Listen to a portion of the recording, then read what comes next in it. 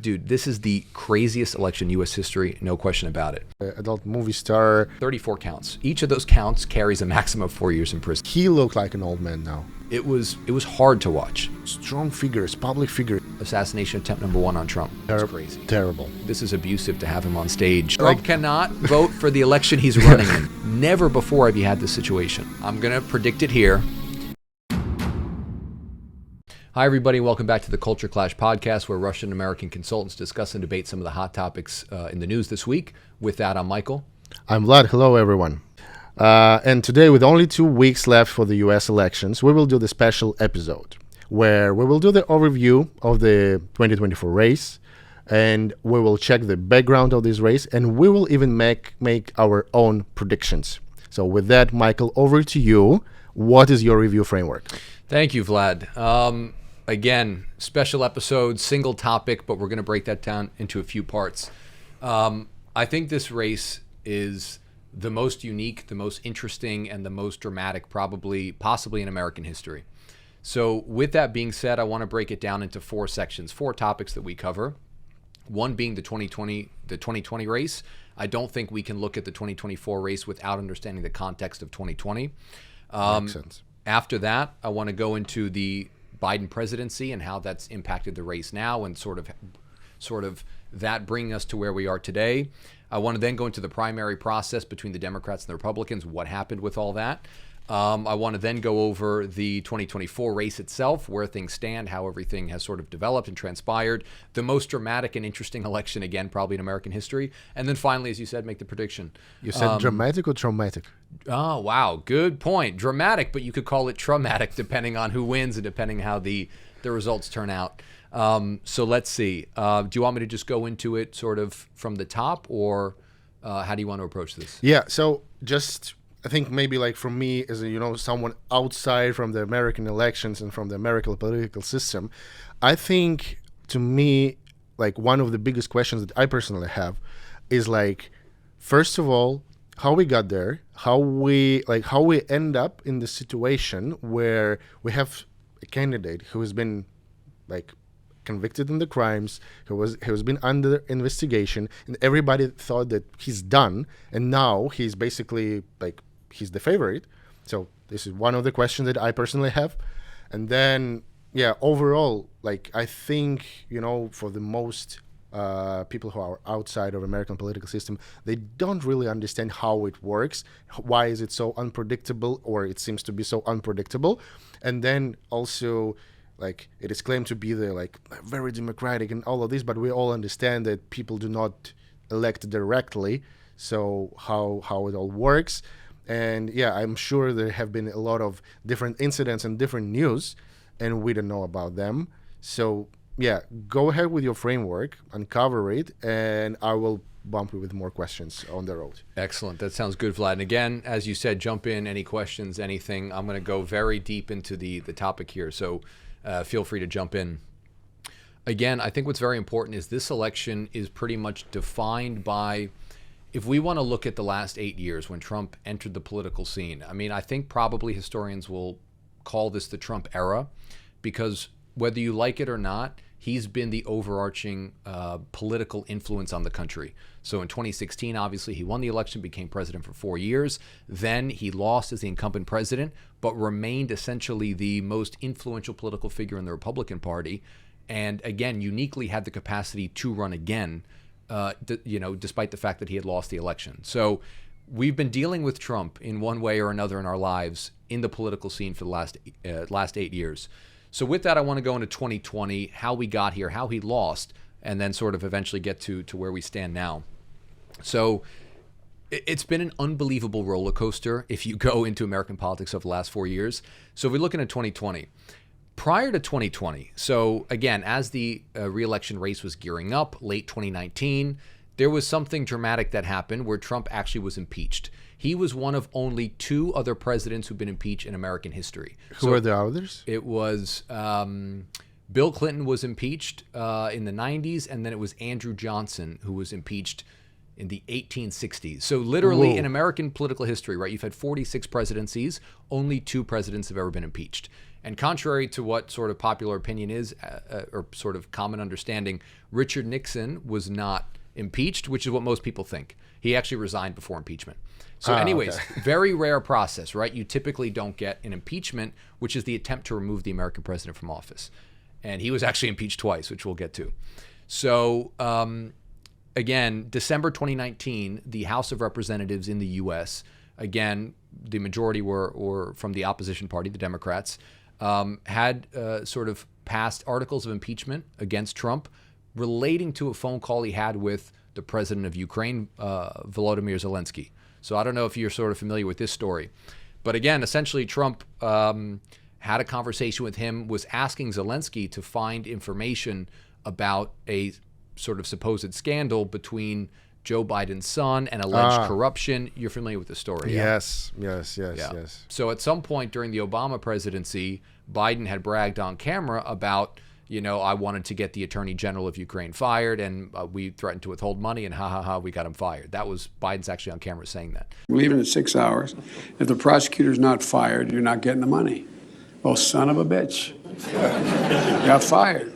So Trump then came out and said to Zelensky on a congratulatory call when Zelensky won his presidential election in 2019, said to Zelensky, look, I want you to dig up what's going on here. I read through the transcript. It's a funny sort of Trumpian way of talking to Zelensky. Yeah, you need to find out what's going on here, blah, blah, blah, whatever. And it looked to a lot of people like that could be an inappropriate quid pro quo where he was threatening to withhold American support to Ukraine in order to find dirt on a political opponent. So this ruffled a lot of people's feathers. So with that, he was accused of abuse of power and obstruction of justice. And again, both charges were made. Democrats tried to get him impeached. It failed in both cases. The majority voted actually not to impeach Trump from the Senate, and then that was it.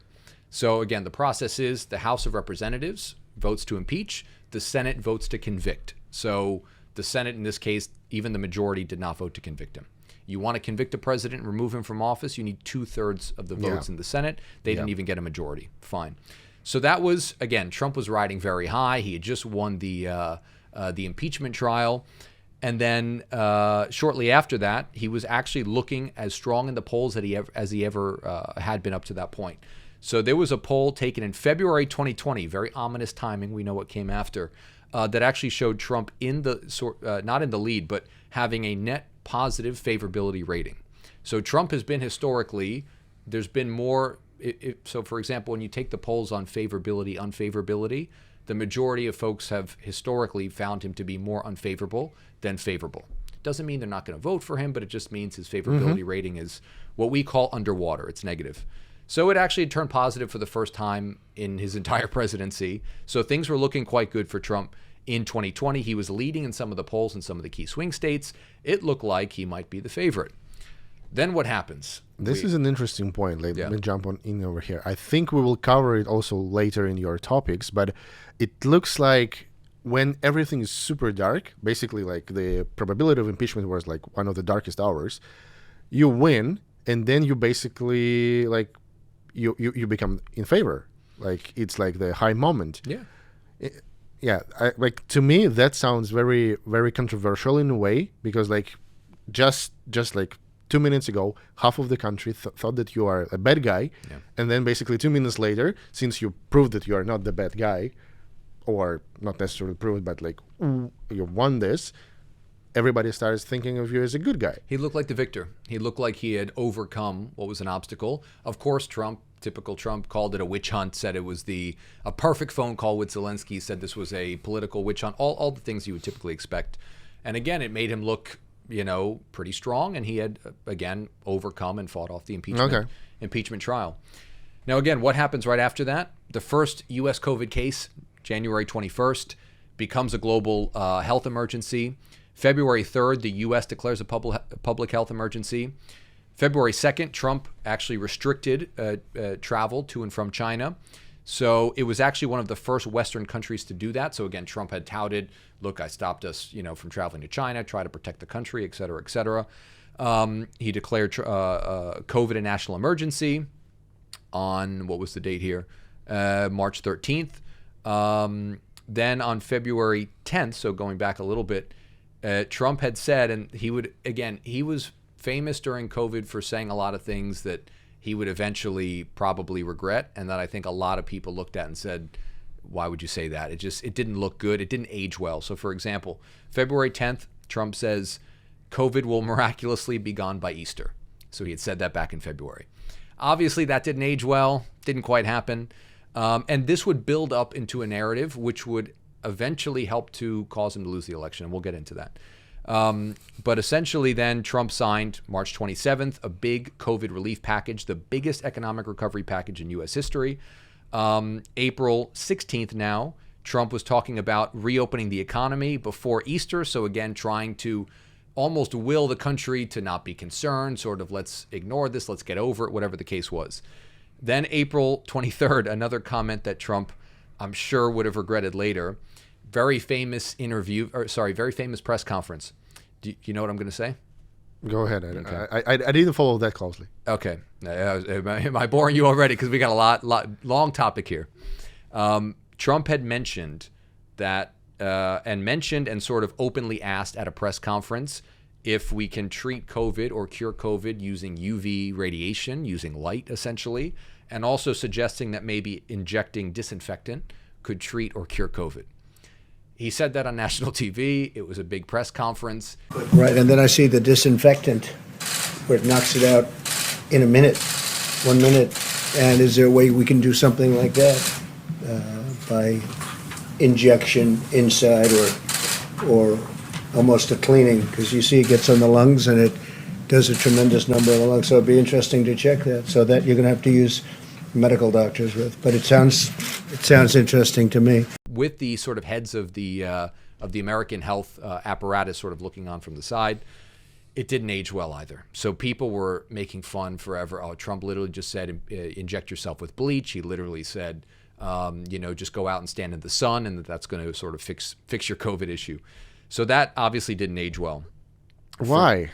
Why did he do that? Why he said? Look, why does Trump say a lot of the things he says?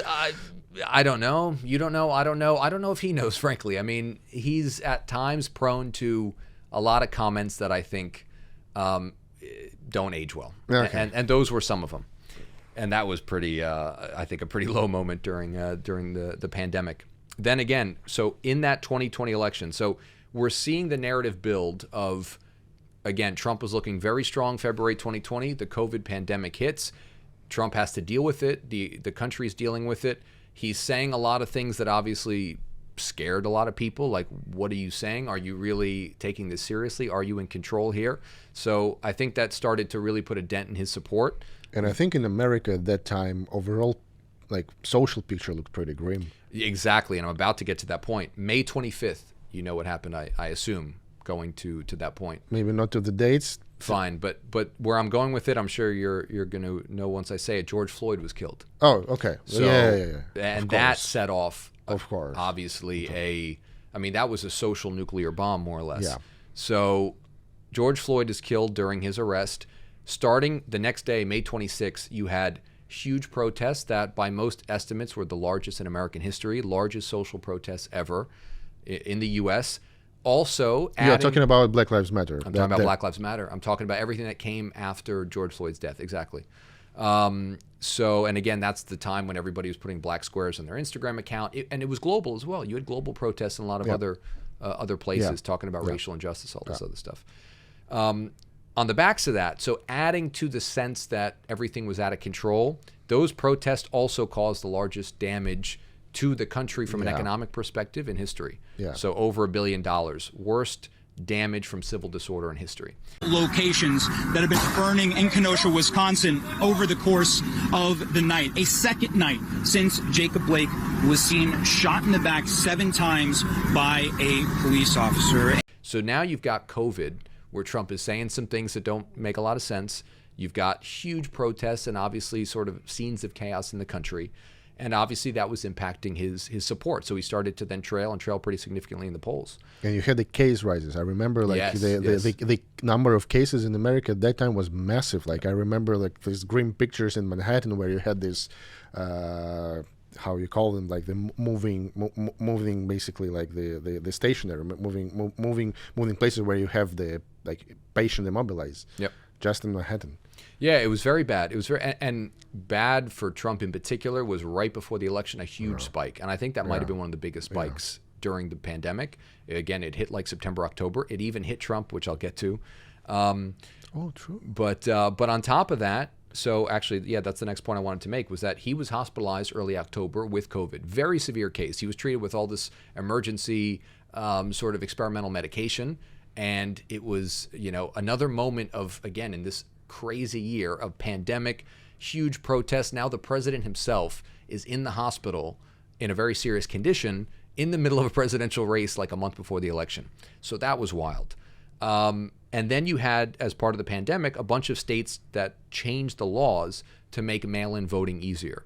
So now you get to starting to create the narrative around, so it's been a chaotic year, Trump's support is now cratering, but now we're also changing the rules of the game during an election cycle, which will start to feed the distrust in the system, which obviously will culminate on January 6th, which we'll get to. So very importantly, Trump's disapproval on handling the COVID pandemic in October, a month before the election, 54%, only 26% approved. So one of the biggest issues hampering Trump was the COVID pandemic. People didn't think he was handling it well. People didn't think it was being controlled. Again, comments like bleach and UV rays obviously weren't helping. So add into all of this, as this crazy year is unfolding and coming to its climax, you then have on election night, and I'll never forget it because I stayed up watching the election well into the morning, which would be morning time here in Dubai. And the most bizarre thing happened in 2020, where because of mail-in voting, and because mail-in voting was so different this year, so a data point for you, Republicans voted by mail in the 2020 election at a rate of 32%. Democrats voted at 58%. On election day itself, 37% of Trump voters voted, 17% of Biden voters. So what you're dealing with there, and what ended up happening, was states counted the in-person ballots before they counted the mail-in ballots. So what did that do? That led to a huge run-up in the, again, when you're watching the election live on TV, Trump was leading everywhere because they counted the in-person votes first. He was leading everywhere. And then, so think about it from, again, very chaotic year, massive protests, COVID, very contentious election. Then you see Trump leading everywhere, and then they start counting the mail-in ballots last. They did the in-person first, then they did the mail-in ballots. And Trump's lead starts to whittle away in a bunch of the key swing states. The election lasted 4 days. It took the U.S. 4 days to count all the ballots and make a final prediction, sort of a final call that Biden was going to win. So sounds very familiar. What was familiar about that? Elections last long, and you can see a lot of different, changes in the results in the favor of certain candidates. You talking about 2024 in the U.S. or what are you talking about? No. I'm talking about any election since 2011 in my home country. Oh, in your home country. Oh, yeah. Well, you guys have, elections as well. I mean, actually, in 2020 we had elections. Did you? Presidential, and we changed the constitution. Oh, I think I remember that. Yeah. So I guess, just remember that. Yeah. I just remember that. Sorry I forgot for about reminding this. you, maybe. I don't know, but No. Interesting. I think yours are a bit more predictable, maybe than my we country. always say that. Yeah. Okay. Yeah.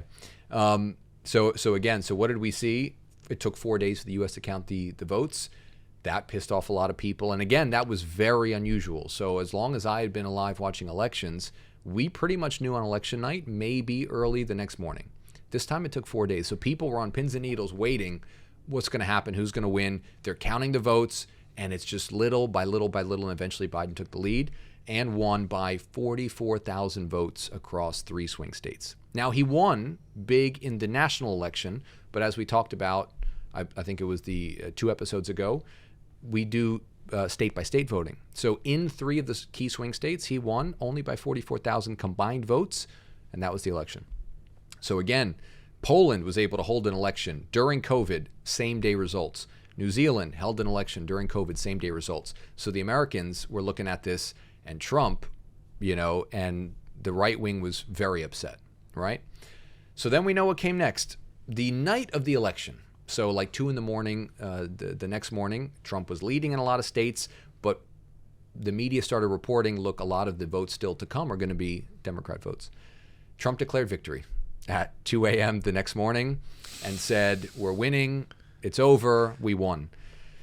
Obviously, that wasn't quite the case, and as time went on, more votes were counted, and then eventually the Democrats took the lead, and then Biden won, obviously. Trump then calls for a massive rally on January 6th. So again, he litigated. His team was challenging the election, said, whatever the arguments were, they lost in court, so the elections weren't changed. And then again, Trump called for January 6th, a big rally in D.C. Didn't tell anybody. Big rally in D.C.? For a big rally in D.C. It's like when they attacked the White House. So that was the same day, exactly. So a small proportion of the original rally attendees then went to the Capitol, and then eventually they did storm the Capitol. Now, again, everybody's got an opinion on what happened, but Trump did not, right? Trump didn't order anybody to storm the Capitol. He did say, in his defense, peacefully and patriotically protest. So again, some people have strong opinions either way, but you can't definitively say, oh, he ordered X, Y, and Z to happen. Now, it was a very unfortunate event. Should we have been there to begin with? These are all questions that we can ask ourselves, but this is what happened. This was one of the most favorable moment in Russian news. Oh yeah, everybody was like they used. Remember, there was a Viking guy in the capital, dressed. Like this guy was all over Russian news, and they were showing like, look, this is the very bad mistakes of the American democracy. Like this was shown as a very bad example or something like that. Did they use that to justify that, like, Western democracy? Basically, like, in this scale, like Russian political system versus American political system, they were showing that Russian is more stable compared to, look what happened when with the American political system, when it's super unpredictable, and like what COVID does with people, blah blah blah blah blah. Yeah. So they used it in different narratives, but like this Viking guy was all over the Russian news. He had a name. I'm trying to remember his name. It was the QAnon shaman. Anyways, QAnon is a whole different topic and really not all that relevant. But he had some absurd nickname in the media. Everybody remembers that picture. He eventually actually went to jail, and I think he got a pretty serious time. Yeah, look, it was an absurd scene. I remember watching it as an American. Very, very unfortunate, very sad, obviously, to see the Capitol, again, a symbol of democracy, sort of in chaos, right? I mean, we fire. On fire. Yeah, I mean, it was terrible. Somebody died that day. It was awful. It was an awful sort of situation. And then I think a lot of people thought, myself included, Trump's political career is over by, again, not saying he called for that to happen, because you can't say that he did. It's not like there's no evidence that he literally called for that to happen. But just being associated with what happened, which is the setting up the framework for what eventually came to pass, a lot of people were thinking his political career is over. A lot of Republicans came out, sort of defected, and said Trump needs to go, Trump is a bad influence on the party, et cetera, et cetera. Then there was a second impeachment. Okay. So on January 13th, a week after January 6th. And that one was actually quite close. So again, it went to the Senate. The Senate needed 67 votes to convict him. They got 57. But it was the most they had ever gotten before. So it didn't look great for Trump. A lot of Republicans came out against him. And again, the picture seemed to be Trump might actually be done. That might have turned off a lot of people, particularly a lot of moderate Republicans, a lot of sort of independents. And I thought the same thing. I think this might be it for Trump. And again, what we saw in the polls was the same. So at the end of November, even after he lost the election in 2020, 44% of folks approved of Trump. By January, after January 6th, that went down to 38%. Oh. So it was a very sort of major hit in the polls, and it looked like he was done. From there, 2021, things were quiet. We didn't hear much from Trump. Obviously, it was Biden's first year. Biden was riding high, had a pretty high approval rating. And then things started to somewhat change that summer when America pulled out of Afghanistan. We saw the sort of chaos that ensued there. That was crazy. Terrible. Nobody looking at that thought, oh man, this looks well organized, this looks competent. No, it was, frankly, I think everybody would acknowledge it looked like a stain on America's reputation. Yeah, that was embarrassing. Embarrassing. Yeah, and you're saying that as a non-American. Me as an American, I was embarrassed. What is this? It looked terrible. It looked awful. So that started the slow decline. Well, that was a rapid decline, but then a slow and steady decline from Biden's support moving forward. So what we saw after, again, now we go into 2022, was August 2022, Trump's house was raided by the FBI, his house in Florida, looking for sensitive documents that supposedly he was mishandling. So this began the narrative of, okay, the law enforcement's going after Trump, starting to sort of build the narrative around, is he a victim versus, somebody who perpetrated, whatever it was, poorly handling COVID, January 6th, all this stuff. So again, narrative slowly starting to change. 2022 is like mid-Biden's term, right? Exactly, right in the middle of the term.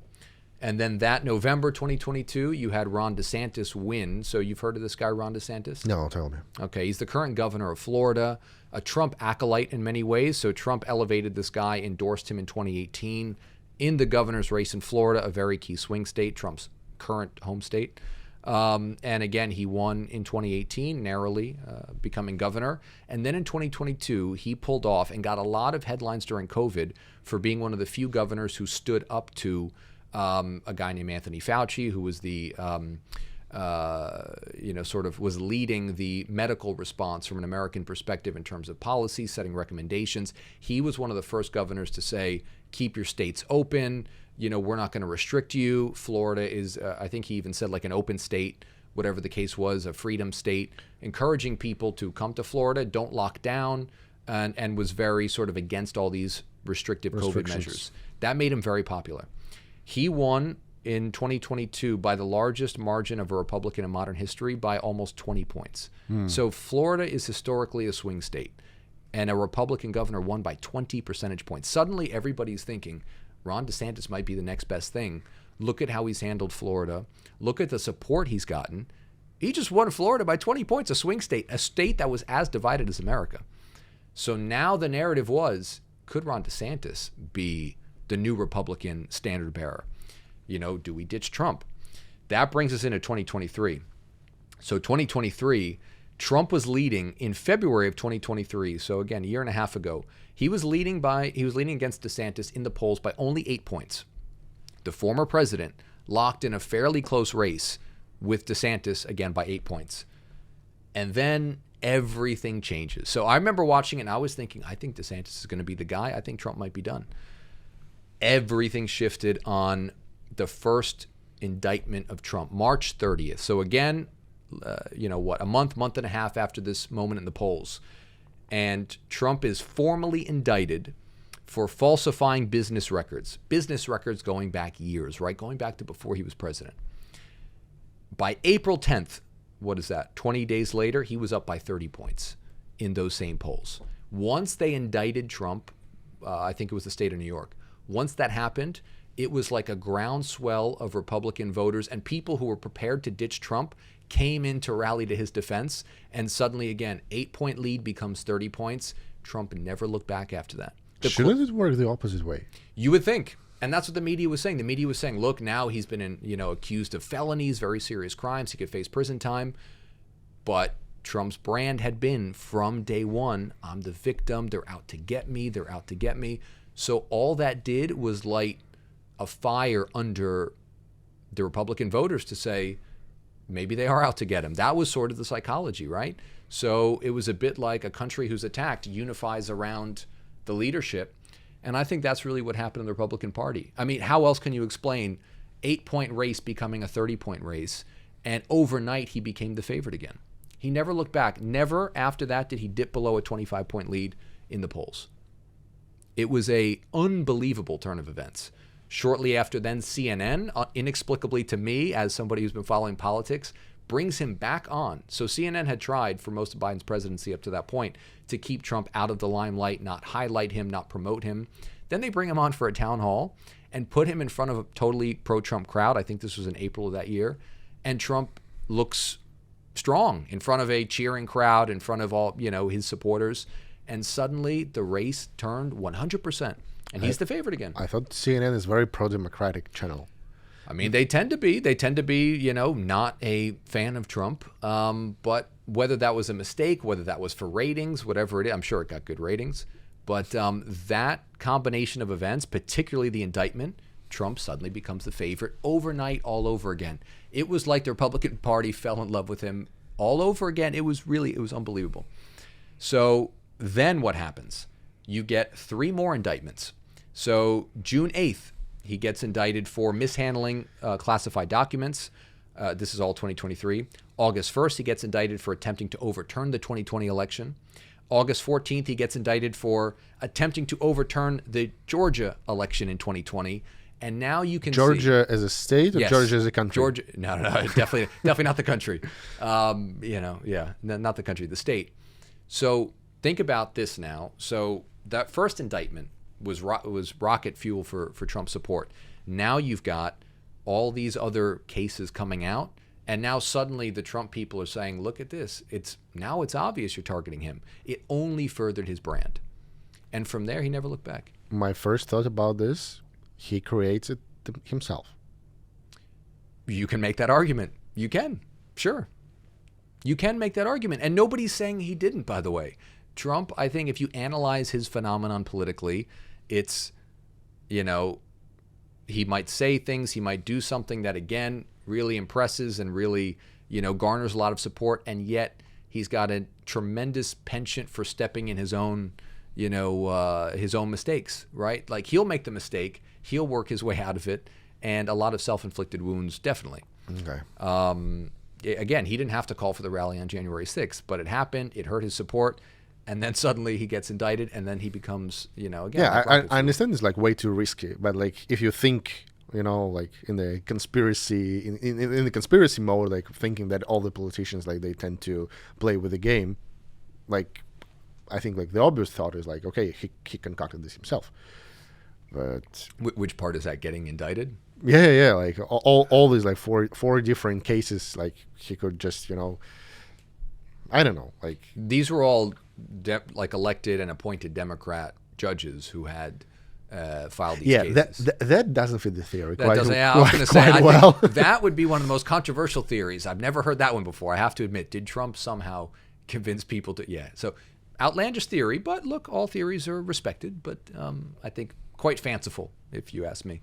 But yeah, look. So that was the background. That's everything that happened from 2020 through 2023 in the lead up to now the Republican primary.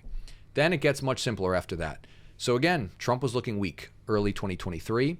All of this happens, all the indictments, etc. Trump goes on to win 49 out of 50 states in the Republican primary, the biggest win in an open primary in Republican Party history. So an open primary means the incumbent sitting president is not running, even though Trump is in some ways an incumbent, but not from that cycle, right? Won 49 out of 50 states, lost one state, Vermont, only by 4 points. So it was a huge victory. Now, the Democrats during that period of time did not have a primary. So a lot of people were wondering, because Biden had become pretty unpopular by then. He definitely had signs of aging.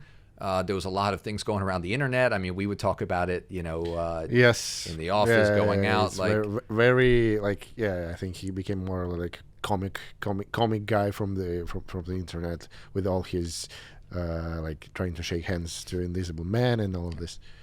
Tripping upstairs. We saw a lot of these things. Couldn't find his way off the podium, a couple of times. Yeah, calling America in one word. Yeah, whatever he was trying to say with that, nobody really knew. But that was the funny part, was the whole world knew that. And yet, for whatever reason, nobody formally challenged him. There was one challenger, Robert F. Kennedy Jr. So this is somebody who's now since endorsed Trump. A Democrat, the nephew of John F. Kennedy, JFK.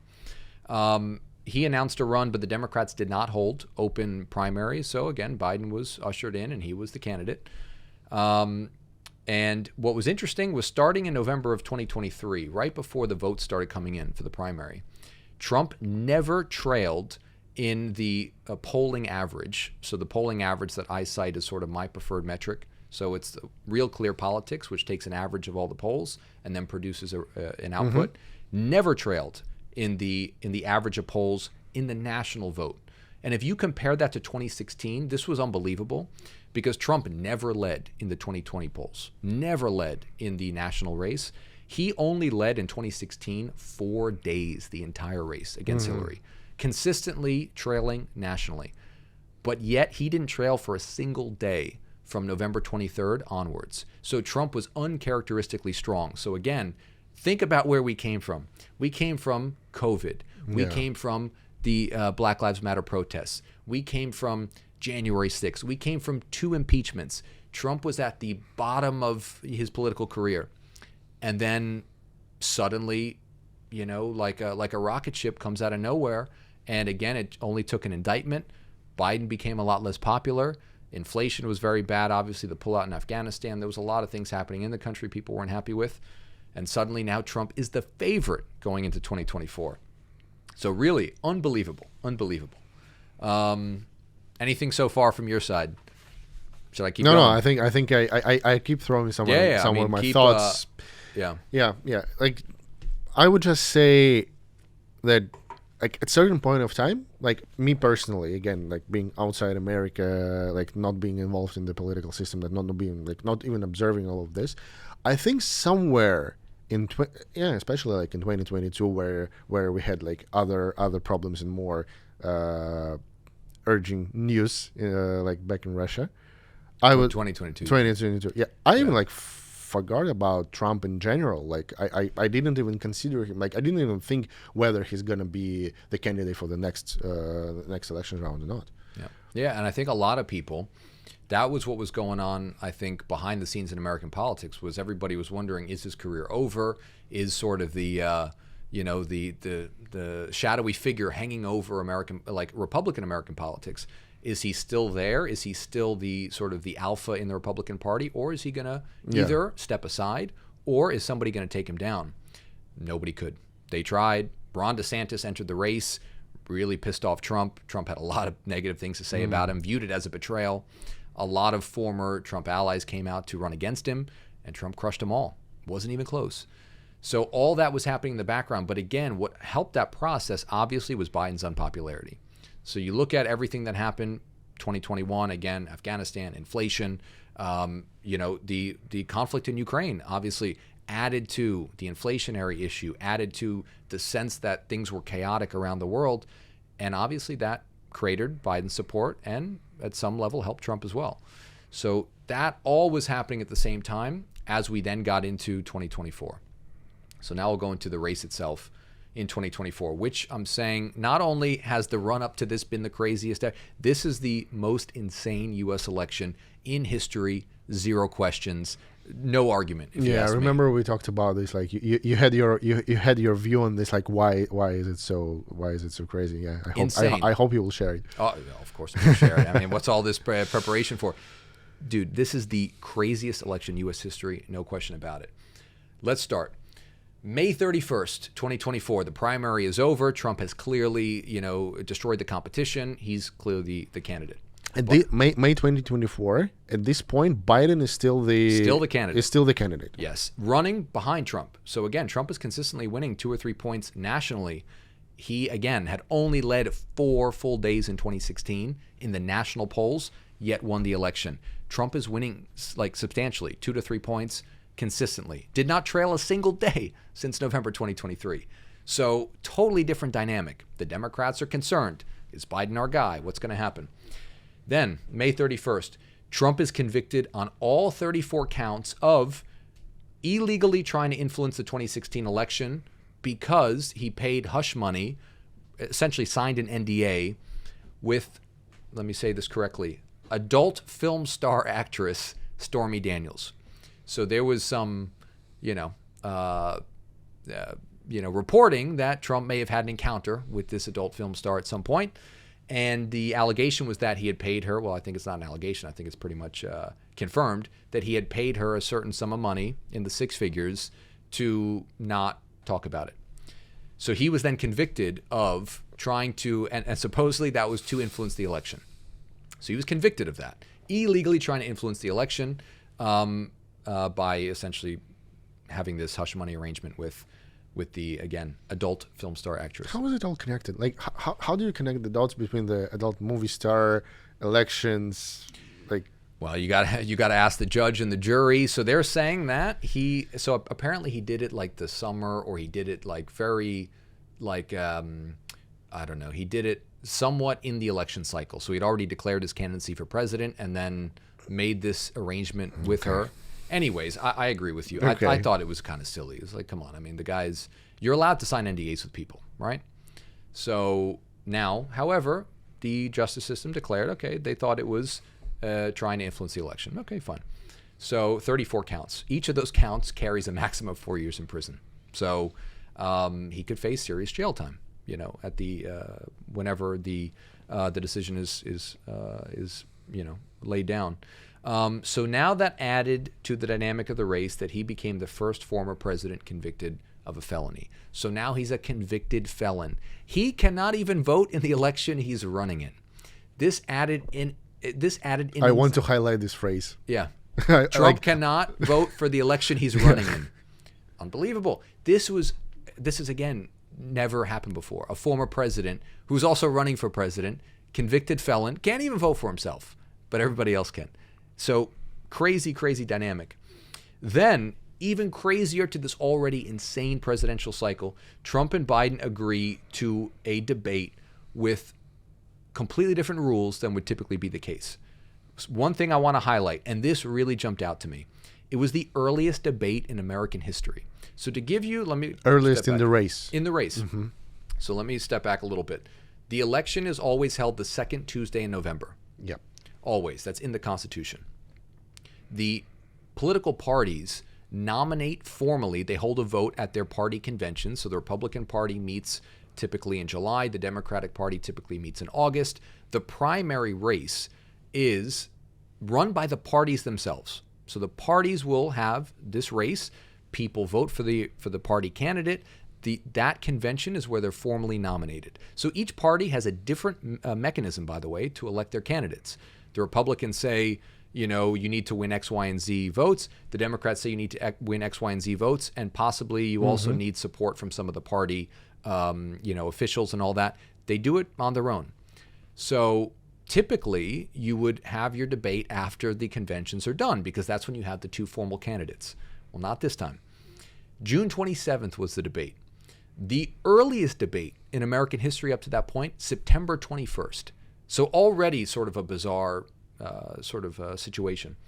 On top of that, they agreed, supposedly at the Biden administration request, no audience, muting the microphones, ostensibly to make sure nobody talks over each other.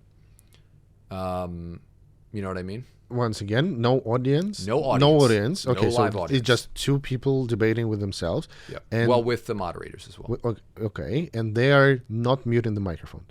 The microphones are muted. The So when you're microphones are not muted. talking and it's not your turn, microphones are muted, so you can't talk over each other. Okay, So those were the rules. Again, new rules, never been done before. this is what we should do. If I'm talking over you too much, which apparently I did a little bit last week, then maybe we do need to mute the mics. Wouldn't be a bad idea. So that was the backdrop. The backdrop was weird dynamic, earliest debate in American history by far, all of these new rules.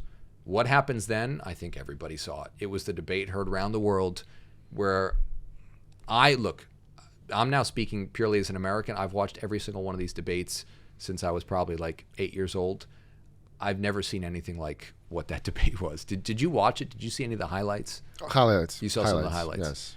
Man, I seriously, at some point, I felt bad for Biden. Yeah. I really thought this is abusive to have him on stage. Exactly my thoughts. It was insane. It was like I really worried about his health in that moment. I was like, is he going to make it through this debate?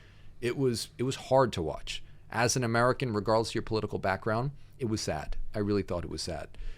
There was one quote that he made. He was asked a question. Look, it's funny at the same time, but he was asked a question about the national debt, and we'll show the video. Actually, I want to show the video, a clip of it. He was asked about the national debt, and the conclusion to Biden's answer was, "We finally beat Medicare." We're able to make every single solitary person eligible for what I've been able to do with the with the COVID. With dealing with everything we have to do with. Look, if we finally beat Medicare. Medicare is the government program to give health care to old people. We finally beat Medicare, was his concluding answer to a question about the national debt. That summarizes how rough that debate was. And I remember literally 10 minutes into the debate, I was traveling with some of my friends. We were in the U.S. actually. And I said, I think this race is over, or they need to replace Biden. There's no way that he can stay the candidate. There's no way he's going to win. So sure enough, he collapses in the polls, and a series of insane events happen. So now we get into that. The debate was June 27th. He collapses in the polls. Trump opens up a big lead, 4 points nationally, starts pulling away in all the state polls. July 13th, we have assassination attempt number 1 on Trump in Pennsylvania, where he narrowly, by a couple of millimeters, survives what would have been certainly a fatal At that time, Biden still was a candidate. He was still the candidate. Okay. Now, he was way behind in the polls at that point, but he was still the candidate. Then, July 21st, and again, Biden was adamant, I'm not dropping out, I'm the candidate, Yes. X, Y, and Z. July 21st, so 8 days later, Biden formally does withdraw, endorses Kamala Harris straight away in the same announcement. So then, starting on August 2nd, Harris formally gets the support of enough of the delegates, enough of the party to support her, and then she's formally declared the candidate at the Democratic Convention August 23rd. So in a 2-month period, you've got the earliest debate in American history. You know, Biden, I don't even know how you explain it, just doesn't show up whatsoever at the debate. He's knocked out of the race. Trump knocks him out of the race in that debate. Then you've got assassination attempt number 1. Trump barely survives, a couple of millimeters away from what would have been one of the most consequential events in American political history. Then you get Biden dropping out, which, by the way, on top of that, this has been the latest a president has dropped out of a race in American history again. Never before have you had this situation where you drop out of the race after all the votes have already been done to nominate the party candidate. Yeah. Never happened before. Yeah. All of this, totally unprecedented. So then you got Kamala Harris, the vice president, who comes up. She gets all the votes. She's now the nominee. So by August 5th, so even before she formally got the nomination, she takes a national lead against Trump. She's now soaring in the polls. The comeback is on, and the Democrats look like they might be the favorites again. And she was considered the favorites in a lot of betting markets and things like that. She hits her high point in late September with a 2-point lead. She's, her campaign is all about joy and all of this stuff. And pretty much they're running on a sugar high, the Democrats, with this new nomination. Now they have a candidate who can, knows where they are and who can string a few sentences together. And obviously that's a big upgrade over the state that Biden was in, particularly in that debate. She's way younger than Trump. Right? Yes, she's 60. She just turned 60. 15 years difference. Yeah, what's Trump now? 74? I think Trump is 76? I think he's 78. 78. So she's got almost 20 years on him. So yeah, much younger. So that was a huge upgrade. And now the Democrats were saying, look, we got our young candidate. We've got somebody who's got energy. We've got somebody who, again, we can all get behind. So that excitement led to a big spike in the polls. And they finally got another chance to make the first female president in American history. Right. I think it's a strong brand. It's a strong brand, exactly. Not only that, she's obviously a person of color. So that's, again, you could have a woman of color, which I think is, again, a compelling candidacy. Again, she's much younger than Trump. So now you're running again against Trump, who this is now his third race. He's much older. So I think the dynamic on the surface looked like, okay, that might be pretty promising for the Democrats. So then they have their debate, September 10th, right? So it was the first and only Kamala Trump debate. I remember we talked about it on, I think, our second episode. I watched it. That was the famous Trump quote, "They're eating the cats, they're eating the dogs, they're eating the pets." I think everybody saw that. Springfield, they're eating the dogs, the people that came in. They're eating the cats. They're eating the pets. Very Trumpy. Extremely Trumpy. They're eating the dog. I mean, it was again, classic Trump, as you said. So, look, all the polls, myself included, said Kamala clearly won that debate. She just outperformed him.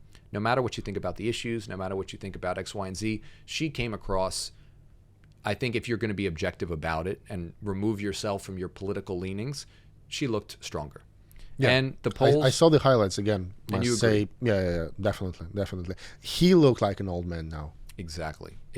And that was something that I thought as well. She looked much younger, more vibrant. He looked, as you said, older and a bit more disheveled. And again, polls said that 63% of people who watched it, which I think it was like 10 million people, had all said that Kamala was the winner. So that then led into her high watermark of the campaign, leading by maybe 2 points, having a lead in a lot of the swing states. I think it was the majority. Trump then says, no more debates, I'm not participating. And I think everybody was thinking, wow, this is now looking like Kamala's race to lose. She's now favored in the betting markets. Things are looking positive, all this strong momentum. And then suddenly the polls start to sort of max out for her. So the momentum starts to fade in that late September period. And Trump starts to come back. Trump is being a little bit quieter. He's not saying they're eating the cats and the dogs. He's, again, sticking to his rallies. And Kamala, I think, as she was more and more trying to get the public to know who she was, because she's a relatively unknown figure, she's made a lot of gaffes along the way. One that I want to highlight, which I think really is going to hurt her, and I think probably already is she went on The View. Are you familiar with the show The View? No. It's about a group of, I think, maybe 5 or 6 women. It's catered to a mainly female audience, and it's a daytime show, and they talk a lot of politics. They brought Kamala on, very friendly audience, by the way. They're very pro-Democrat. And they ask her, what would you change about the election? And she says, what would you change about the Biden administration? You're the vice president. You're part of the administration. Would you change anything? And she said, I can't think. She literally said not a thing. She would not change a single thing. You have done something differently than President Biden during the past 4 years. There is not a thing that comes to mind. Despite the fact that 2/3 of the country think that we're going in the wrong direction. That was not a good answer, obviously. Okay. She's made a lot of these mistakes where she doesn't look to be quick on her feet. She doesn't look to be clearly giving a unique brand of who are you? What are we voting for? It seems like her candidacy is falling into Hillary trap of, I'm not Trump, so vote for me. While Trump, however, has been going on a lot of podcasts, trying to target new audiences. Went to McDonald's, I think you might have seen puts on the apron. Of course. Smart moves. So I think this is the dynamic now we're seeing. Tomorrow he's going on Joe Rogan. So that's going to be a pretty huge Trump's event. going on Joe Rogan. Yeah, tomorrow. So we're going to see how that goes. Probably the last major event of the campaign. The election's in less than 2 weeks. So a lot of sort of moving parts here. Early voting is the last thing I want to touch on before we make the prediction. A lot of records are being set. So North Carolina, Georgia have set records for the most amount of early votes in history. In Georgia, 25% of active voters have already voted. Still 2 weeks to go before the election. So enthusiasm is clearly high. Now, typically, that would favor the Democrats, but the Republicans this year made a concerted effort to boost early voting. So rarely has the Republican Party and Republican voters done this, yet this is what we're seeing this election. So we have no idea who this favors yet. It's a really interesting dynamic. So yeah, we'll see. But that's my overview. I want to ask you something. I know we're running out of time, but before we go into the prediction, I think we didn't touch one important thing when we compare these two candidates. Is we talked about this in the previous episodes, but still, like if I look at the strong figures, public figures who support each of the candidates, like I cannot ignore it. Like you have Obama on the one side openly supporting Harris, like doing some like bold moves, like dancing with Eminem on stage and all of this. I saw that, like that was really cool. I got to admit, it was very cool. And then on the other hand, you have the richest man on the earth. So, like I know we talked about this, like these are more of the spikes rather than the like trend changers and trend changing things, but still. Like when you look at this different like distribution of the forces supporting each other candidates, what do you think, like who looks stronger? It's a really good question. We did touch on this in one of our episodes. I stand by what I said. I really don't think it matters. Now, again, some of those viral moments, I got to admit, I thought Obama and Eminem is pretty cool. That was pretty cool. I mean, Eminem's just like an objectively pretty cool guy. Obama's objectively a pretty cool guy. It was cool. Fine. Sweaty, knees weak, arms are heavy, Vomit on my sweater already. Mom's spaghetti. I'm nervous, but on the surface I look calm and ready to drop bombs, but I keep on forgetting. I just don't think it matters. At the end of the day, you're voting for president. It's not a popularity contest. So, isn't it? Well, look, if you're worried about your pocketbook, you're worried about immigration, you're worried about your job, are you going to care that Eminem and Obama were rapping on stage? I doubt it. If you look at 2016, famously Hillary's last rally or last campaign event had like all the major stars, Beyonce, Jay-Z, I don't know who else was there, but like everybody had aligned. Nobody was supporting Trump from that sort of class of folks. So I wanted to make this joke that everybody who attended P. Diddy's party. Exactly. The P. Diddy folks. They were all there supporting Hillary, apparently. And exactly. We will cut it if it's inappropriate. Exactly. Maybe P. Diddy himself was there. Maybe that's what cost the election. I have no idea. But exactly. So everybody had coalesced around them. Didn't matter. I don't think these celebrity endorsements matter. So with that, let's wrap this up by getting to the final prediction. I'm going to make you make a prediction, even though you're not American, even though you're Russian. Let's get the objective. Go ahead. Yeah. I'm going to give my rundown. Trump. So now we're what? How many days before the election? We are 12 days before the election. It's our last episode before the election. I'm going to predict it here. Trump will win the election, and he will win every single swing state. And now I think this is actually the most controversial. I think he will win the national popular vote. He's never done that. Only one Republican has won the national vote, so actually gotten more votes than the Democrat. One Republican since 1988. It was George Bush in 2004. When Trump won in 2016, he got less votes than Hillary, but won in the Electoral College, right? Mm-hmm. I'm saying Trump will actually get more votes than Harris, which I think is probably the most controversial thing I just said. The reasons are... So basically you're saying he will win everything. Well, I think he's going to win the presidency. I think he's going to win all of the swing states. And I actually think he's going to win the popular vote as well. Mm-hmm. Now, that one is probably the one I'm least confident in, obviously. But that is what the prediction I'm going to make.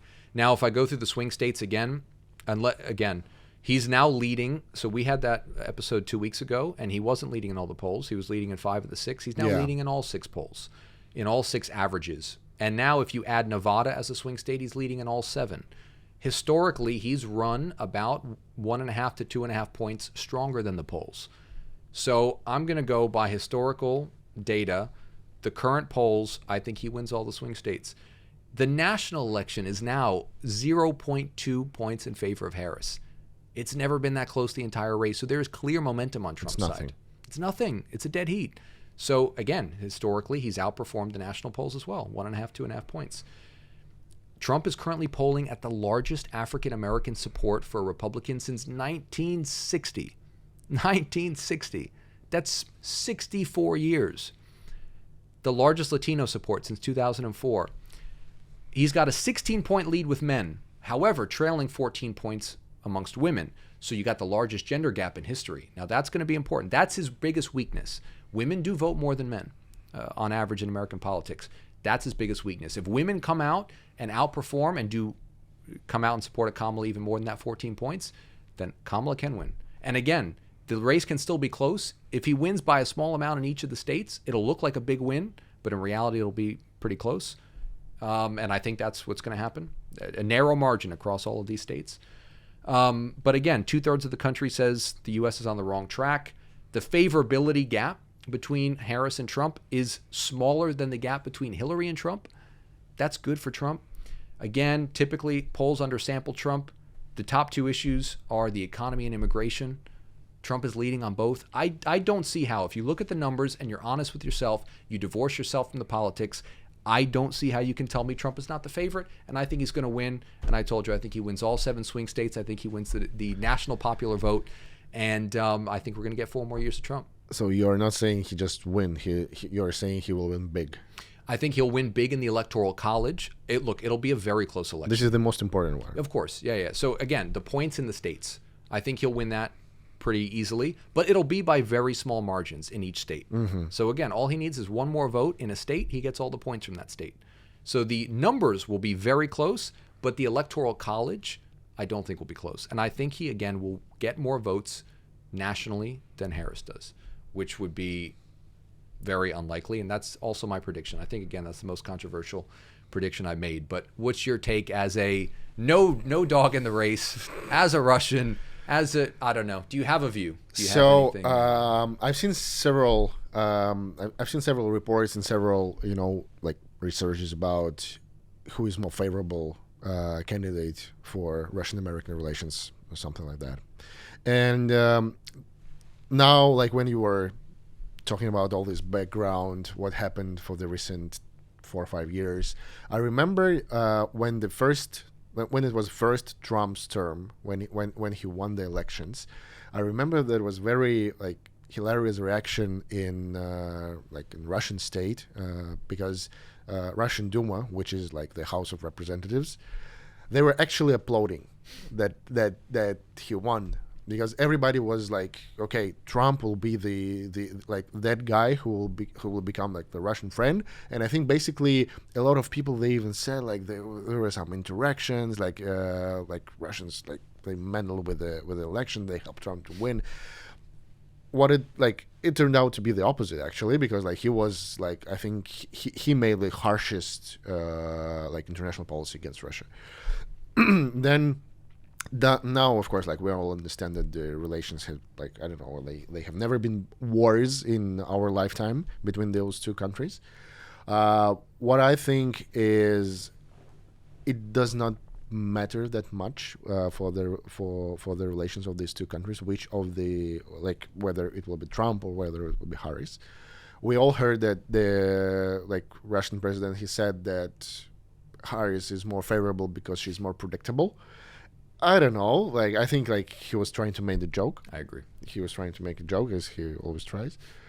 Yeah. So my take on that is it's very interesting to see these dynamics, and I still think that this, when you have the strong figures, that the society can choose someone less controversial than Trump. So I think like Harris still has she has a very strong chance to win. But at the same time, when I look at this, I think she and her team, like, they're trying too hard. That when you are trying too hard in this short period of time, you're making such stupid mistakes that you genuinely look weak. Mm-hmm. So I think like for me as a spectator, I think Trump looks way stronger, even though he's way more controversial. So personally, me, if I was an American citizen, I wouldn't want to see someone like Trump managing the country, because too controversial and too unpredictable. At the same time, about Harris, I would say too weak, and I cannot imagine Harris negotiating with Xi from China, or with Putin from Russia, or with Narendra from India. I cannot imagine this. So, yeah. So who's your prediction? Who's going to win? I don't want to make this prediction. Gotta make one. I don't want to make this Gotta prediction. make one. I think she still has a very strong chance. I think she will win. So you're saying Harris? I think she will win. All right. Should we make a bet on that? No. No? You don't want to bet on that? I don't want to. So you're not that confident in it. Fine. So you got Harris winning. I got Trump winning. Let's see what happens, man. Let's see what happens. It's going to be fascinating. We have 12 days to go. 12 days to go. Okay, good. So we'll Let's see.